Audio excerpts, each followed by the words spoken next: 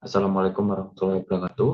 Perkenalkan, nama saya Bagus Nur Kusuma dengan NIM 232010414. Di sini saya akan mempresentasikan dan menjelaskan terkait UAS SSP atau Server Side Programming dengan tema membuat website portofolio eh, dengan integrasi dengan Django dan Jasmine seperti itu. Langsung saja kita masuk ke dalam CV-nya.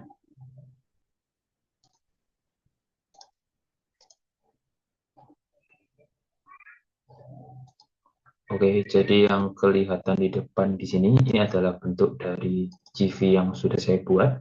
Di sini dia dinamis ya, dalam artian beberapa item itu dapat diubah-ubah melalui website admin begitu kalau kita masuk ke dalam admin.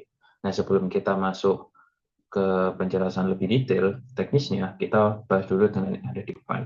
Jadi websitenya di sini saya menggunakan hanya satu page ya, tetapi dia dibagi-bagi beberapa stage gitu atau section begitu.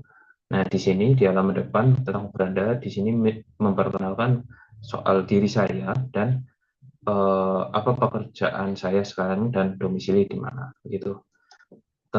Untuk section tentang saya, di sini saya menjelaskan terkait keahlian saya dan mungkin sedikit bercerita terkait karir saya sebagai sistem analis begitu. Dan ini ada beberapa proyek-proyek yang sudah saya selesaikan gitu. Lanjut lagi menuju resume. Nah, resume saya di sini terisi pendidikan terakhir saya dan pengalaman kerja saya sampai sekarang, kurang lebih seperti itu. Untuk layanan, di sini saya membuat 4 layanan ya, seperti BPM Design, Google Spread, Google Sheet dan Excel konsultasi dan sistem analisis. Gitu. Untuk portofolio, kurang lebih ini portofolio yang sudah pernah saya kerjakan. Di sini kita juga bisa tampilkan dia lebih spesifik, Google Sheet, Excel, konsultasi dan sistem analisis seperti itu. Untuk kontak ada alamat saya, nomor telepon dan email begitu. Dan di sini teman-teman bisa memasukkan pesan apabila dibutuhkan seperti itu. Kita coba dulu. Misalnya seperti ini. Misalnya ini tes, itu juga tes. Nah, kurang lebih seperti itu. Di bawah ada sosmed saya seperti Instagram, LinkedIn, dan WhatsApp saya. Begitu. Oke. Sedikit ini kita sudah bahas sedikit previewnya. Sekarang kita masuk ke halaman yang lebih detail lagi ya, di terkait halaman admin. Begitu. Kita coba buka baru saja biar bisa ganti-ganti. Gitu. Nah, sebelum kita masuk admin, jadi tadi di pembukaan saya juga sudah bilang kalau beberapa item itu dinamis ya, artinya saya dapat diubah-ubah sewaktu-waktu tanpa harus masuk ke dalam codingan seperti ini, tetapi bisa melewati halaman admin begitu. Sebagai contoh, kalau di halaman beranda, nama saya yang ada di sini dan nama yang ada di sini dan perkenalan singkat ini bisa diubah begitu. Caranya kita masuk ke halaman admin, masuk ke dalam biodata, kita tunggu sebentar. Nah, di sini sudah ada satu data ya sebagai default untuk review tadi begitu. Nah, misal kita ubah begitu ya. Misalnya saya seorang desainer begitu. Desainer. Alamat saya di Kota Malang misal.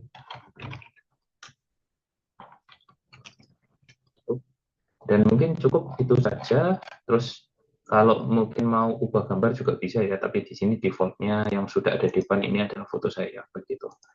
Misal kita ganti satu gambar, kita coba ganti lain. Saya coba cari dulu di halaman image ya. Misal seperti ini ya, dia sedikit berbeda, image home. Terus kita save. Nah, sudah berubah ya, datanya juga sudah berubah. Kita refresh lagi. Nah, kita lihat dia berubah ya. Seperti ini saya desainer, terus foto di belakangnya juga berubah. Begitu. Begitu pula untuk bagian-bagian yang tentang saya juga. Nah, kalau di sini penampakannya sama di biodata, tapi kalau soal proyek dia di dalam ini biodata proyek gitu. Misal kita tambah satu data lagi, name-nya misalnya Google Spreadsheet gitu ya. sistem pencatatan akuntansi, misal seperti itu. Akuntansi. Kita simpan, kita save. Nah, sudah masuk ya. Coba kita refresh lagi, dan dia otomatis langsung masuk ya, gitu. Cuman ini memang saya urutkan berdasarkan abjad, begitu. Kita masuk ke resume. Untuk di resume kurang lebih semuanya juga sama ya. Ini berdasarkan data yang dinamis, artinya diambil dari database. Saya mau ambil dari pendidikan, gitu ya. Nah, misalnya di teknik informatika ini saya tambahkan, kalau dilihat di sini kan sampai sekarang ya, artinya masih dalam OTW lulus begitu. Misalnya kita masukkan saja secara random, misalnya 2027 gitu. Kita save. Coba kita refresh lagi. Nah, ini juga berubah begitu. Sekarang yang pengalaman kerja, kalau di pengalaman kerja juga sama kurang lebih. Nah, ini misalnya yang terakhir di sini ya, bulan akhirnya saya kosong. Coba saya edit dulu. Misal sampai Maret 2030.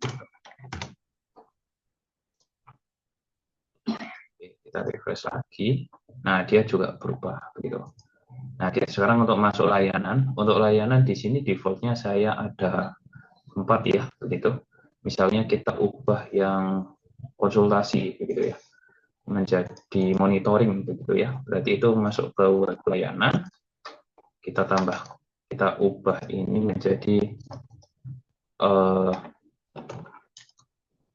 monitoring begitu. Dan di sini kalau mau ubah icon silakan begitu. Dan kalau ada deskripsi juga bisa gitu. Tapi saya cukup ubah judulnya saja dan kita save. Ini sudah monitoring ya. Kita kembali lagi ke sini, kita refresh lagi layanannya. Maka ini berubah jadi monitoring dan yang di sini juga berubah menjadi monitoring begitu. Kita lanjut menuju portofolio. Untuk portofolio saya mungkin tambahkan yang di monitoring ya, begitu ya. Gambar random mungkin begitu. Kita coba lihat, kita hapus saja dulu yang sudah tidak diperlukan. Portofolio. Oke, kita tambah satu lagi. Monitoring. Kita upload image saja ya. Begitu. Misal foto, mungkin boleh lah logo.png seperti ini. Misalnya monitoring 1. Kita save. Kita refresh lagi apakah dia benar. Nah, kita lihat, nah ini sudah tampil ya, yang kita upload tadi. Dan kalau kita klik monitoring, dia juga sudah tergrouping, begitu sesuai parent-nya tadi. Begitu. Terakhir, mungkin untuk kontak, kurang lebih kontak tadi sudah saya jelaskan. Ya, mungkin itu sedikit yang bisa saya jelaskan terkait UI-nya ya, dan bagaimana cara mengubah datanya di dalam sini, di dalam CV saya begitu. Nah, sekarang kita mulai masuk ke dalam hal-hal teknis begitu. Nah, di dalam hal teknis di sini untuk struktur pembuat struktur apa namanya? Ya mungkin cenggunya ya, proyeknya itu kurang lebih seperti ini. Saya menggunakan saya membuat proyek namanya itu adalah CV Portfolio. Dia punya apps namanya itu CV Details, dan ini pasti bawaannya, dan beberapa folder lain untuk menyimpan. Nah, kalau media di sini digunakan untuk menyimpan data foto ya, lebih tepatnya image lah, lebih tepatnya image dari upload portofolio tadi, sama yang satunya lagi adalah upload biodata gitu. Jadi semua ditaruh sini begitu. Di dalam folder statis di sini itu untuk menyimpan pendukung dari indeksnya tadi seperti CSS, kalau ada image, JavaScript, dan file improvement lainnya, bantuan lainnya begitu. Dan yang terakhir adalah template. Nah, template di sini digunakan untuk menyimpan page utamanya begitu. Jadi semua, karena saya menggunakan satu page, maka ya di sini cuma ada indeks saja begitu.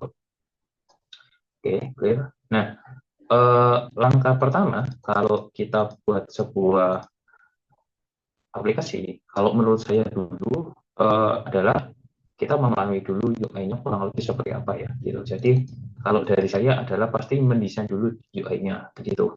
Menempatkan apa namanya file-file yang tipenya statik seperti JavaScript atau CSS tadi di tempat-tempat yang tepat. Begitu baru kita mengubah dan yang pertama yang biasanya adalah biar tampil dulu, begitu.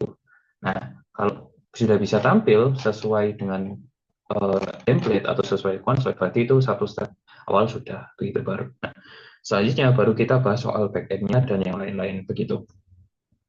Nah, di dalam uh, file indeks ini tadi, kalau kita pertama kali masuk, biasanya kan tidak langsung ke halaman ini ya, gitu ya, tidak langsung ke halaman ini.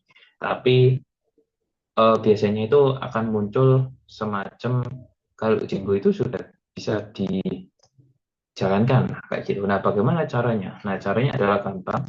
Pertama kita pergi ke sini, apa namanya, ke URL di, oh, maaf. Nah, yang ada di sini URL yang di proyeknya, gitu, yang proyek utamanya. Jadi kita arahkan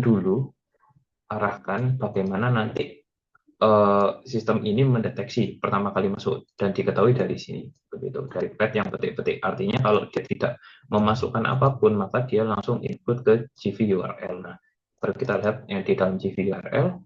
Nah, yang tadi kosong maka dia diarahkan ke sini, ke pet ini, ke pet index seperti itu.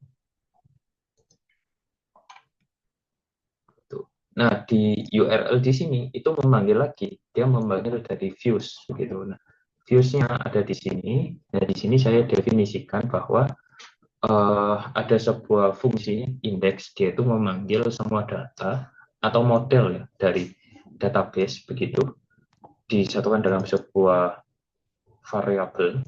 Nanti akan merender ke halaman index.html dan selanjutnya adalah memanggil juga data-data yang kita perlukan tadi yang sudah di-define di atasnya begitu. Nah, karena sudah dipanggil dan sudah di apa namanya?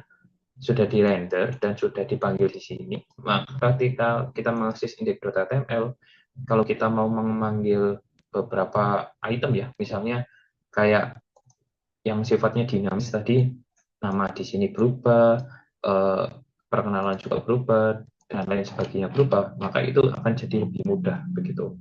Nah, kita masuk lebih ke dalam index.html-nya. Nah, di dalamnya di sini saya tinggal manggil saja seperti contoh ini.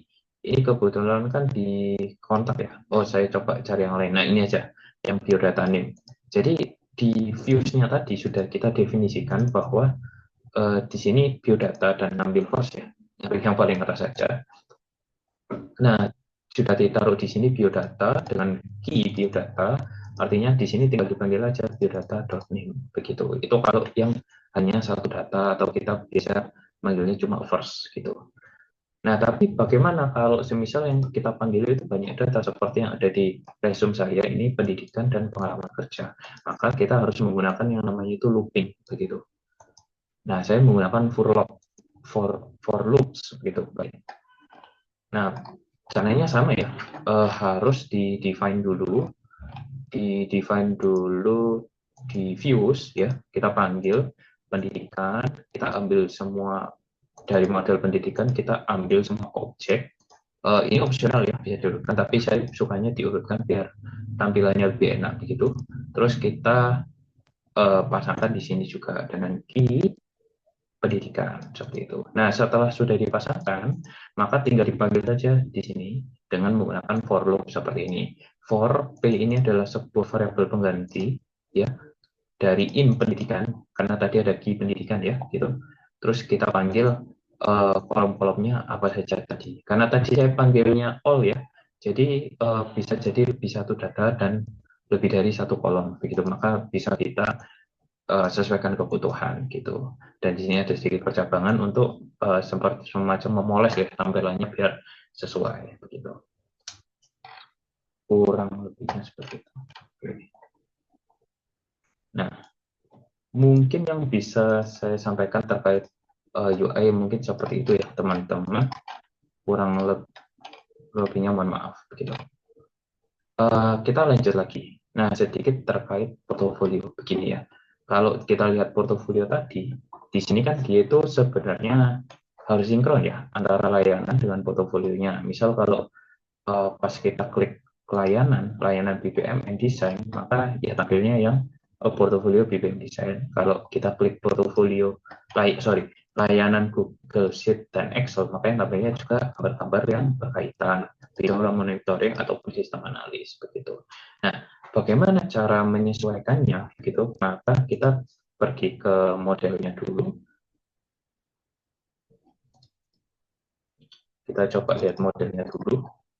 Nah, di model di sini kita perlu define yang pastinya layanan ya, kelas layanan, dan yang satunya lagi adalah kelas portofolio begitu.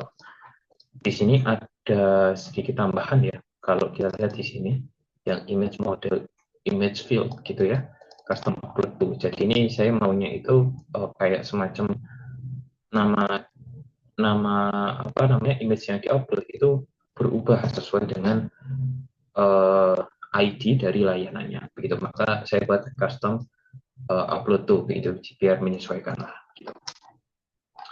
Oke. Dan oh ya, di sini ada yang ketinggalan ya, kalau kita mau memakai model image field maka kita harus menggunakan bantuan yang namanya itu Pillow gitu. Nanti bisa diinstal aja, dan bagaimana konfigurasinya cukup mudah ya teman-teman. Nanti kalau sudah di setting kita perlu namanya itu membuat semacam penyimpanannya ya buat Pillow-nya tadi.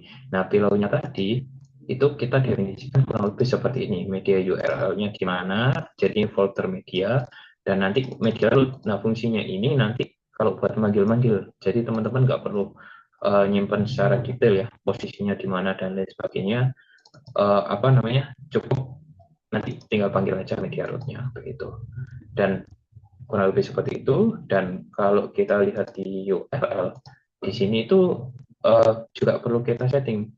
Ya, kalau dia memanggil yang menggunakan upload image tadi ya, yang menggunakan bantuan Pillow, maka wajib dilakukan kurang lebih seperti ini. Ini fungsinya untuk mengkoncat, begitu, mengkoncat posisi apa namanya filenya atau image-nya itu di mana sih, begitu. Dan ini sudah disediakan, begitu.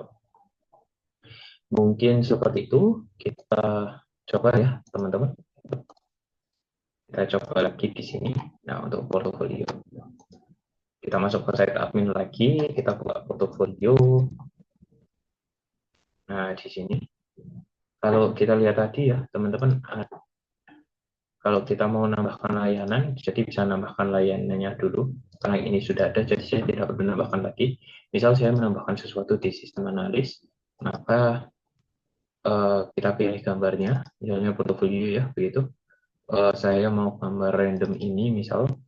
Nah, ini sudah diupload, deskripsi opsional. Gitu. Nah, di sini kan kelihatan name-nya ya, fungsi dari yang ada di model tadi, mana model.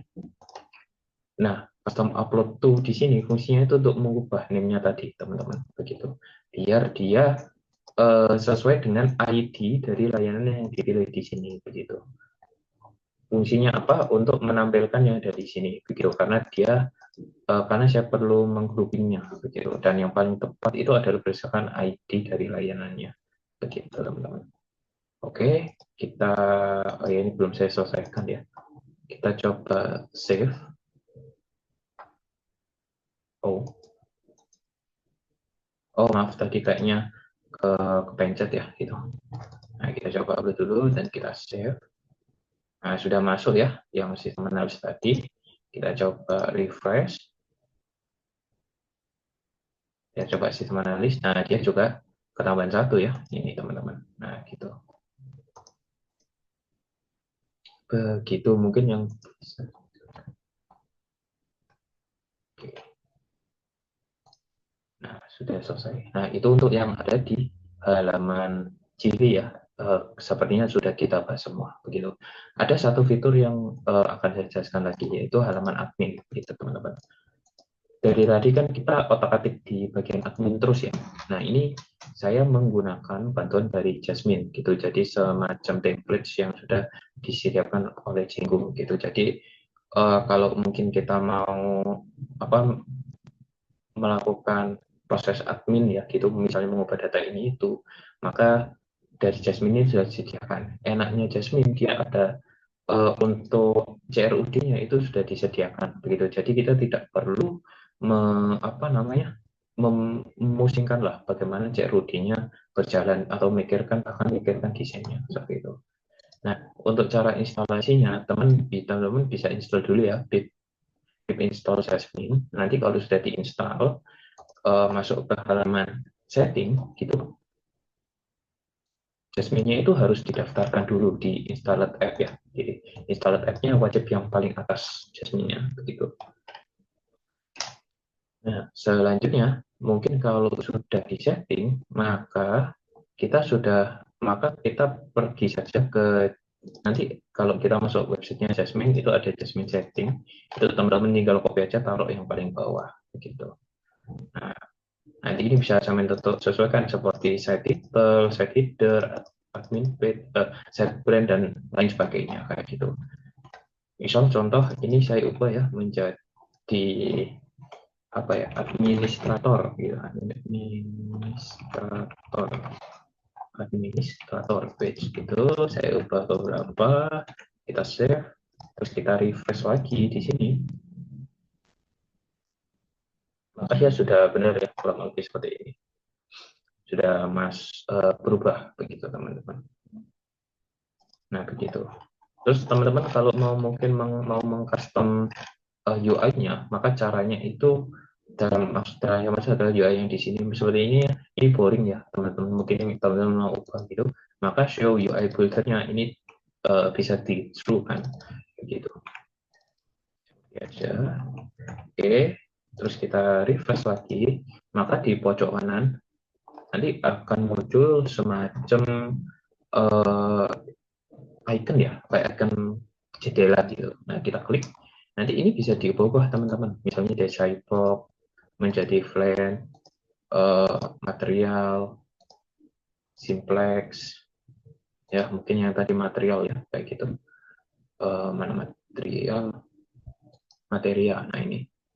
Nah, begitu. Dan teman-teman bisa sesuaikan yang lain. Nanti kalau sudah show code-nya dan copy, dan nanti ya di bawah ini ada Jasmine UI Fix, ini bisa diubah aja teman-teman, dihapus terus di replace seperti itu.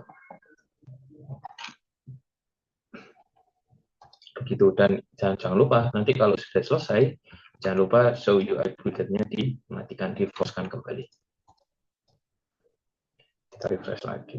Gitu. Nah, ini tadi tidak saya ubah ya teman-teman, mungkin. Begitu saja yang bisa saya jelaskan. Mungkin kurang lebihnya mohon maaf. Terima kasih. Saya akhiri. Wassalamualaikum warahmatullahi wabarakatuh. Sampai ketemu di video selanjutnya.